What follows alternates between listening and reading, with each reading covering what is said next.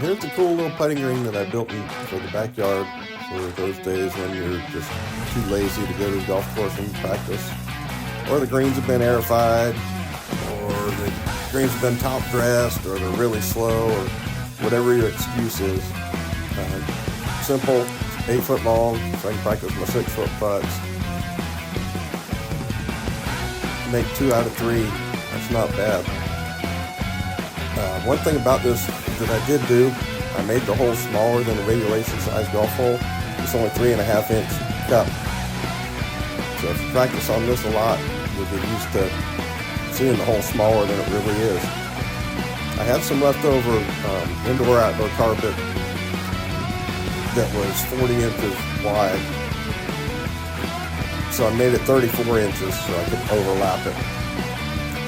When you're cutting your plywood, you want to make sure you look underneath, make sure you're not going to hit your benches, because you don't want to hit them with the saw. Screw your 2x4s on each side, 8 foot long, so I didn't have to cut the length of it at all. 8 foot long, screw all 4 corners, that way you'll make sure it's square.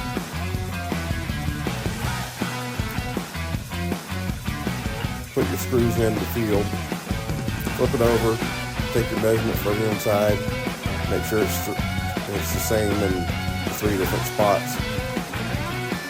It should all be the same, but you want to check just to make sure. When you're cutting your 2x4, if you mark it from both ends, that way you won't be off by the width of your saw blade when you cut the middle piece. Take a T-square, mark your line, cut both ends off, and then measure the piece, the leftover piece that would be the middle, and that way you get exactly the same length on all 3 of them. Put those in the 2 ends first.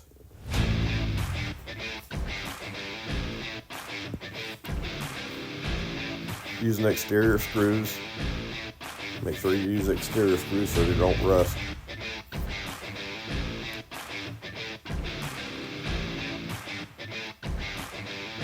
And then put your marks at 32 and 64.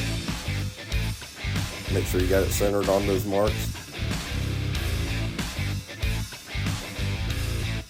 And now you got your blockers in. Now flip it back over. Screw all those into the blockers you just put in. Make sure you got plenty of screws in it so it doesn't come loose and leave a hump in the middle. You want to put some tar paper on it because it's going to be outside. So you want to make sure it's treated for the weather. Now when you get to the other side, you want to staple down one whole side, get to there, and make sure you pull it so you don't have any bubbles in it. Tack it all down around the edges. Make sure you fold your corners in.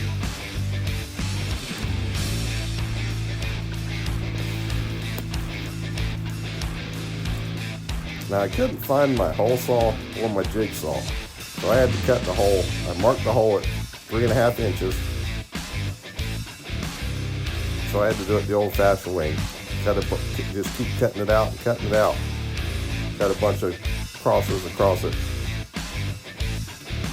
Took a keyhole saw and cleaned it all up once I got the pieces out. Kind of tedious. Hole saw would have been much better, but I couldn't find it. Then take some sandpaper and sand that edge. Take little strips of tar paper and stick them underneath the tar paper you already have on there just to make sure you're waterproof where your hole's going to go, because you don't want any water getting to the plywood. So you want to make sure it's all dry. Make sure your staples are all beat down so your ball doesn't do funny stuff when it gets to the hole. Sweep it all off. Take your, again, you want to beat down all your staples. Make sure all your staples are down. Take your indoor-outdoor carpet. Tack it down around the edge. Don't tack the middle yet. And again, you want to pull it so you make sure you get all your bubbles out.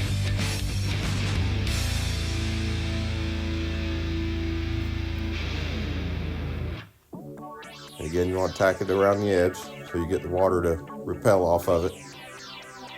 And it makes it look pretty.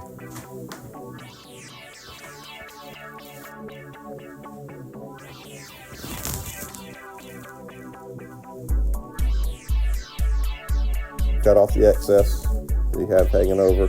There, you tuck that corner in, and then when you come down this edge, you go over the top of that piece you just tucked in. Now find your old hole, your hole that you cut. Take a razor knife and cut an X where that was, where your hole was.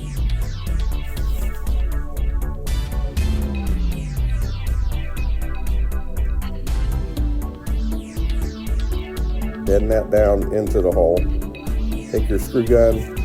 Now you're only screwing into the plywood, so you only have half an inch for the screw to hit wood, so you got to go relatively flat just to make it hit the wood.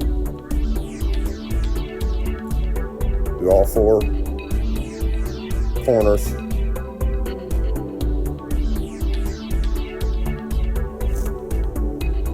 Now you got your hole cut. Now this is the bottom side. This is what it looks like on the bottom. I just used an old mug that I had in the house that was actually happened to be 3.5 inches. Worked out perfectly. Cut off all your excesses.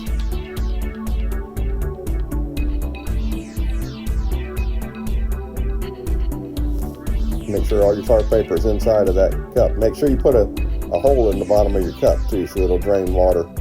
I caulked it in, and here I'm holding the cup on the back side and putting a screw through the flap of the indoor-outdoor carpet right through the cup to hold it in place.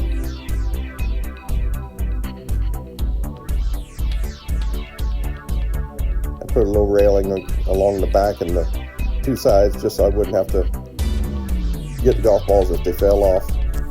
Pretty simple idea, real easy to do. But now I have a putting green in my backyard anytime I want to go practice.